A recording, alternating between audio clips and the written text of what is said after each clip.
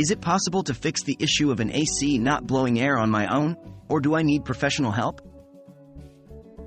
If your air conditioning system suddenly stops blowing air, it can be very frustrating, especially during hot summer months. The question is, can you fix the issue on your own, or do you need to call a professional? Check the power. The first thing you should do is check if your air conditioner has power. Check if the breaker has tripped, or if the unit is properly plugged in. If this is the issue, you can fix it on your own. However, if it isn't the case, you may need professional help.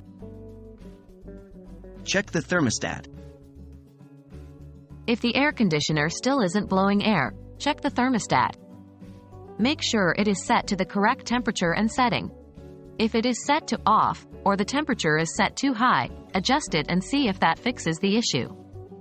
If the thermostat isn't the issue, you may need to call a professional. Check the air filter. If the air filter is dirty, it can block the airflow, causing the air conditioner to stop blowing air. Check the air filter and clean or replace it if necessary. You can fix this issue on your own. Check the blower fan. If the blower fan isn't working correctly, the air conditioner may not be blowing air. Check the blower fan and see if it is clogged or damaged. If it is, clean it or replace it.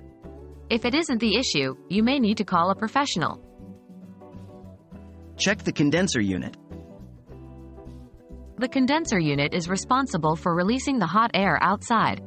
If it is blocked, it can cause the air conditioner to stop working correctly. Check the condenser unit and remove any debris or blockage around it. You can fix this issue on your own.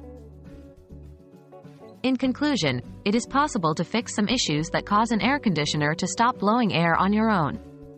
However, if you are unsure of what is causing the issue or are unable to fix it on your own, it is always better to call a professional for assistance. They have the knowledge and experience to diagnose and fix the issue quickly and effectively.